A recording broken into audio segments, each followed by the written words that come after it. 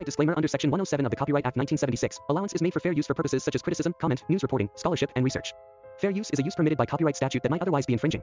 Non-profit, educational, or personal use tips the balance in favor of fair use. मैं हूं रियाज अहमद, बिहार के सिवान जिले का रहने वाला। ये घटना साल 2016 की है, पर आज भी जब रात के अंधेरे में हवा पेड़ों से टकराती है तो मुझे वही रात, वही आवाजें और वही सर्द डर महसूस होता है, जैसे वो जंगल अब भी मुझे बुला रहा हो। उस वक्त मैं पटना में काम करता था। एक शाम अचानक अब्बू का फोन आया, रियाज गांव आ जा बेटा, तेरे मामू की तबीयत बहुत खराब है। मैंने अगले दिन की बस पकड़ ली। रात के लगभग 11:45 बजे बस छपरा के पास पहुंची, जहां से मेरा गांव जोन करीब 14 किलोमीटर अंदर था। ड्राइवर ने बोला, भाई आगे का रास्ता बंद है, जंगल के रास्ते से निकल जा, जल्दी पहुंच जाएगा। वो जंगल का रास्ता पुराना था, लोग कहते थे कि उस रास्ते पर रात में मत जाना, लेकिन मेरे पास कोई और चारा नहीं था। मैंने मोबाइल की टॉर्च ऑन की, बैग कंधे पर डाला और चला पड़ा उस घने जोन जंगल की तरफ। रात बेहद शांत थी, सिर्फ झिंगुरों की आवाज और पैरों के नीचे सूखे पत्तों की खड़खड़ाहट। कभी कभी किसी उल्लू की चीख सुनाई देती और वो सन्नाटा और गहरा हो जाता। करीब आधा घंटा चला था कि हवा कुछ अजीब लगने लगी, ठंडी, भारी, जैसे किसी ने अचानक मेरे चारों ओर सांस लेना बंद कर दिया हो। टॉर्च की रोशनी बार बार झिलमिलाने लगी। मैंने घबराकर मोबाइल निकाला, नेटवर्क नो सिग्नल दिखा रहा था। बस थोड़ा और, आगे गांव का मोड़ ही होगा, मैं खुद को समझाता हुआ बढ़ता गया। तभी पीछे से किसी के पैरों की आहट सुनाई दी। धीरे धीरे सूखे पत्ते दब रहे थे। मैंने मुड़कर देखा, कोई नहीं था। फिर से वही आवाज, इस बार जैसे कोई मेरे ठीक पीछे चल रहा हो। मैंने टॉर्च घुमाई, पर सिर्फ पेड़, धुंध और अंधेरा था। कौन है वहां? मेरी आवाज कांप गई। कोई जवाब नहीं आया, बस पेड़ों के बीच कहीं से किसी हंसी जैसी आवाज आई, धीमी पर बहुत करीब से। मैंने कदम तेज कर दिए, दिल धक धक कर रहा था। अचानक मेरी टॉर्च बंद हो गई, चारों ओर पिच अंधेरा। मैंने टॉर्च ऑन करने की कोशिश की, पर बैटरी खत्म। तभी आगे कुछ सफेद चमका, जैसे किसी ने सफेद कपड़ा ओढ़ रखा हो और धीरे धीरे पेड़ों के बीच चल रहा हो। मैं ठिठक गया, पसीने से भीग गया। वो साया मुझसे लगभग 20 कदम दूर था और उसका चेहरा बिल्कुल दिखाई नहीं दे रहा था। मैंने कांपते हुए कहा, कौन है तू? वो रुका और बस गर्दन टेढ़ी करके मेरी तरफ देखने लगा। धीरे धीरे उसकी गर्दन और मुड़ती गई, इतनी कि मानो रीढ़ की हड्डी ही नहीं हो। मैं एकदम जड़ हो गया, मेरे पैरों में जैसे जान ही नहीं रही। वो साया अब मेरी तरफ बढ़ने लगा, धीरे और धीरे। हर कदम पर जमीन पर पत्ते चरमराते। मैंने हिम्मत जुटाई और भाग पड़ा। मैं जितना तेज भाग सकता था भाग रहा था, पर पीछे से वो ठक ठक ठक की आवाज आ रही थी, जैसे कोई नंगे पैर मिट्टी पर दौड़ रहा हो। मैंने पीछे देखने की गलती की। वो सफेद आकृति अब मेरे करीब थी। उसका चेहरा अब साफ दिखा। आंखें नहीं थीं, बस काले गड्ढे और मुंह से जैसे धुआं निकल रहा हो। मैं जोर से चिल्लाया, बचाओ! पर मेरी आवाज जंगल में गुम हो गई। कोई सुनने वाला नहीं था। अचानक मेरे पैर के नीचे कुछ नरम सा आया। मैं फिसल गया और सीधा कीचड़ में गिर पड़ा। जब उठने की कोशिश की तो देखा वो साया अब मेरे बिल्कुल सामने खड़ा था। उसकी उंगलियां लंबी, काली और नुकीली थी। वो धीरे से झुककर मेरे चेहरे के पास आया। उसकी सांस सड़ी हुई लाश जैसी थी। वो कुछ बोल रहा था, पर उसके होठों से सिर्फ फुसफुसाहट निकल रही थी। मत जा, वापस मत जा, अब तू भी यही रहेगा। और फिर सब कुछ अंधेरा हो गया। जब मैंने आंखें खोली तो सूरज निकल चुका था। मैं उसी जगह पड़ा था, शरीर पर कीचड़, कपड़े फटे हुए और आसपास कुछ भी नहीं।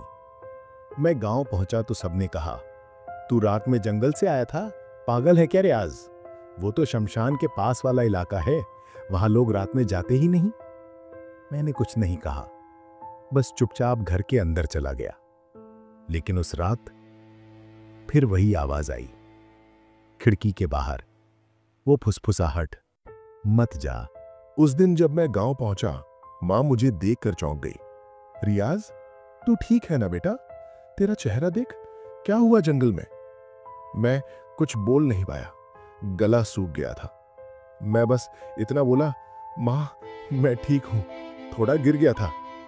उस रात मैंने जैसे तैसे खाना खाया और अपने पुराने कमरे में चला गया। कमरा वही था जहां मैं बचपन में सोया करता था। दीवारों पर पुरानी तस्वीरें थीं और खिड़की के बाहर वही खेत जिसके पार शुरू होता था जोन का जंगल। मैंने दरवाजा बंद किया, बत्ती बुझाई और जैसे ही लेटा वो फुसफुसाहट फिर से सुनाई दी। रियाज, अब तू नहीं जा सकेगा। मैंने झटके से आंखें खोली। खिड़की के बाहर कुछ हिलता दिखा। सफेद कपड़े में वही आकृति जो कल रात जंगल में थी। मैं डर के मारे उठा और दरवाजे की ओर देखा। दरवाजा थोड़ा सा खुला हुआ था। धीरे धीरे वो दरवाजा खुद ब खुद और खुलने लगा। कोई अंदर आ रहा था। पैरों की आहट, धीरे धीरे। मैंने बत्ती जलाने की कोशिश की पर लाइट नहीं जली। मोबाइल की टॉर्च ऑन की पर जैसे ही रोशनी सामने पड़ी वो आकृति गायब। सिर्फ ठंडी हवा चली और पर्दा हिलने लगा। मैंने खुद को समझाया, डर मत, तूने शायद सपना देखा है। लेकिन जैसे ही मैं बिस्तर पर वापस गया, बिस्तर की चादर के नीचे से किसी ने मेरा पैर पकड़ लिया। मैंने जोर से झटका दिया पर पकड़ बहुत मजबूत थी। मैंने टॉर्च झुकाकर नीचे देखा, कुछ नहीं। पैर छोड़ दिया गया था पर चादर पर किसी के गीले हाथों के निशान थे और हल्की सी मिट्टी की गंध। अगले दिन मैं गांव की मस्जिद गया। वहां एक बूढ़े मौलवी बैठे थे, मौलवी सलीम साहब। मैंने सारी बात बताई। उन्होंने मुझे ध्यान से देखा और बोले, रियाज, वो जंगल तूने पार नहीं किया, बल्कि वो जंगल अब तेरे अंदर है। मैंने पूछा, मतलब? उन्होंने कहा, वो जगह कभी शमशान थी। वहां 100 साल पहले एक औरत की हत्या हुई थी। कहते हैं उसका जनाजा अधूरा रह गया था। वो अब भी वहीं भटकती है। जो भी उस रास्ते से गुजरे वो उसे अपने साथ बांध लेती है। मैंने कांपते हुए पूछा, तो अब क्या करूं? उन्होंने एक तावीज दिया, रात में इसे अपने साथ रखना और सूरज ढलने के बाद उस कमरे की खिड़की मत खोलना। वो तुझसे बात करना चाहती है, पर अगर तूने जवाब दिया तो फिर लौट नहीं पाएगा।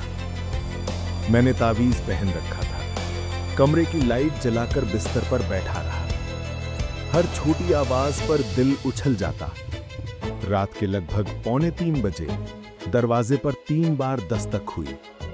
ठक ठक ठक। मैंने पूछा, कौन? कोई जवाब नहीं।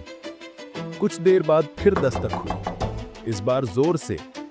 मैंने टॉर्च उठाई और दरवाजा खोला। कोई नहीं, पर जमीन पर कीचड़ के ताजा निशान थे जो मेरे कमरे तक आते थे और फिर गायब हो जाते थे। मैंने पीछे मुड़कर देखा, खिड़की का पर्दा हिल रहा था। धीरे धीरे वो पर्दा उठा और पीछे खड़ी थी वो सफेद औरत।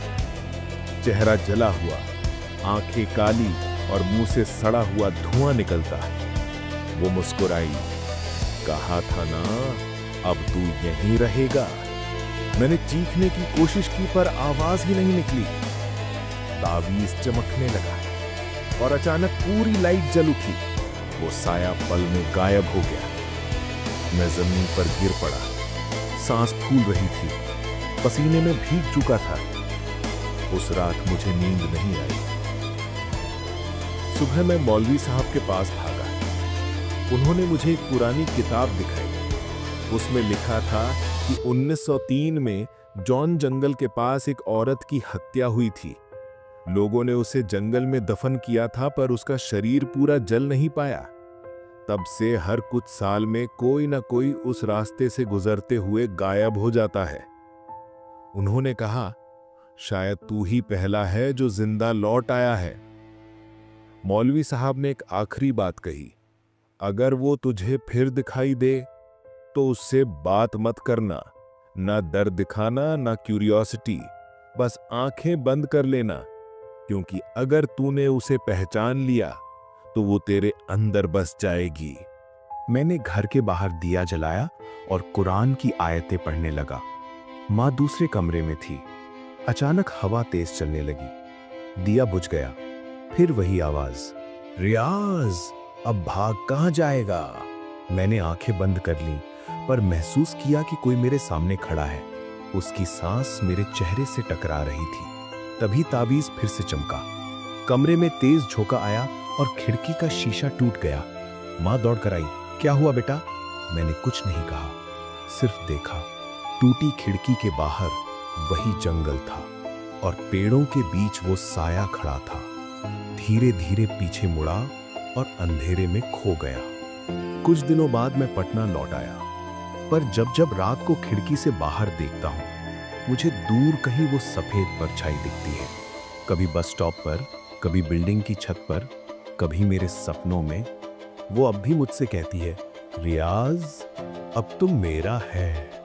मैंने ये कहानी किसी को बताई नहीं, क्योंकि जो सुनेगा शायद वो भी उसे देख ले। समाप्त या शायद नहीं। ये थी छायाओं का जंगल, रियाज की सच्ची आप भी थी। एक ऐसी कहानी जो ये सोचने पर मजबूर कर देती है कि कभी कभी हम जिन रास्तों से गुजरते हैं, वो रास्ते हमसे गुजरते नहीं बल्कि हमसे कुछ ले जाते हैं।